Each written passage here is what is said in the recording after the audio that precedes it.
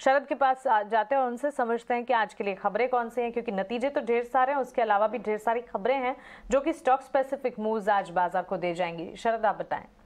जी बिल्कुल, HUL की बात तो हम लोग कंटिन्यू करते हैं और इम्पॉर्टेंट डेवलपमेंट रॉयल्टी को लेके आई है। अब रॉयल्टी होता है जब उनके पेरेंट कंपनी को जो है आप कुछ सर्विसेज या टेक्निकल नो हाउ यूज़ करते हैं तो आप देते हैं, और इसके अलावा जो है अब जो है रॉयल्टी बढ़ जाएगी, अब लगभग 80 बेसिस पॉइंट से 3.45% हो जाएगी।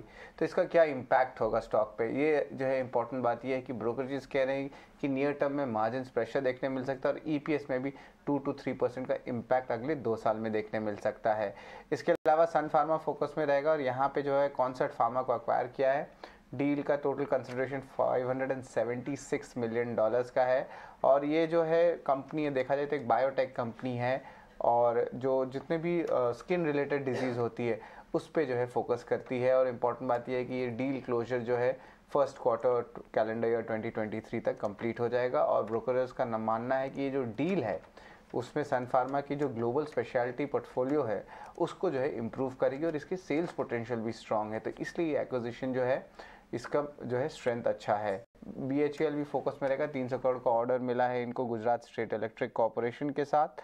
देखे तो एशियन पेंट्स का जो है नंबर्स तो अर्निंग्स के जो डे है उसमें आ गई थी मार्केट आवर्स में, लेकिन एक इम्पॉर्टेंट कॉन कॉल हुई थी और वहाँ पे उन्होंने कहा है कि रॉ मटेरियल प्राइस में वो एक्सपेक्ट कर रहे हैं कि सॉफ्टन होगा आगे जाते हुए अगले क्वार्टर में, और वो पॉजिटिव है रेवेन्यू ग्रोथ को लेके और मार्जिन्स को लेके आपके फर्स्ट क्वार्टर 2023 के लिए। और इसके अलावा कंपनी ने लगभग 9,000 करोड़ का कैपेक्स भी प्लान कर लिया अगले 3 साल के लिए, तो एशियन पेंट्स को फोकस में रखिएगा। LTTS भी फोकस में रहेगा, अभी स्ट्रैटेजिक पार्टनर हो गए हैं एयरबस के, जहाँ पे वो अपनी सर्विसेज देने वाले हैं। IIFL वेल्थ उनके नंबर्स आए थे, लेकिन इसके अलावा बोर्ड ने मंजूरी दी है शेयर स्प्लिट की, तो अगर आप एक शेयर होल्ड करते हैं तो उसको जो है अब 2 शेयर्स में तब्दील कर दिया जाएगा, और बोनस इशू 1:1 रेशियो पे है।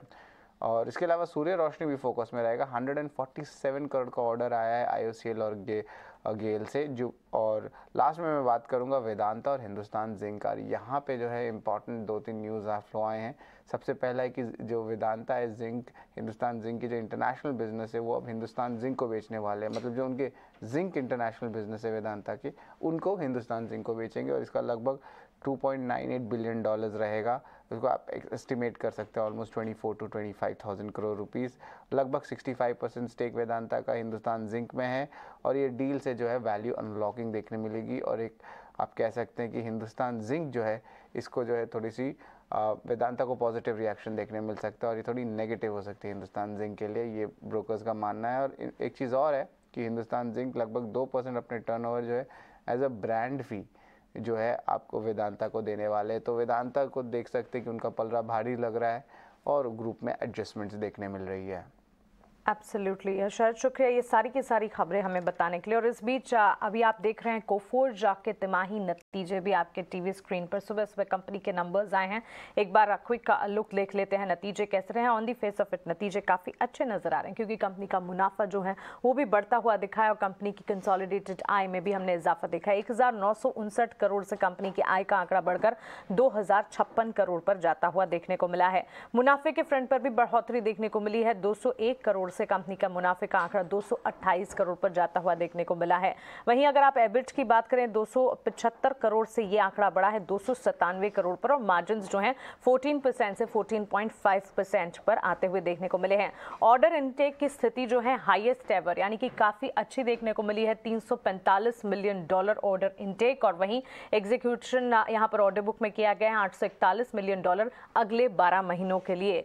एबिट मार्जिन की अगर बात करें, मार्जिन में अच्छी बढ़ोतरी, और एबिट के लेवल्स 275 से 297 यानी कि कामकाजी मुनाफे में भी बढ़ोतरी देखने को मिली है। मुनाफे के फ्रंट पर भी आंकड़े पॉजिटिव हैं, और यहां से आगे आप देखेंगे तो कंपनी के रेवेन्यूज में भी एक अप मूव ही देखने को मिला है।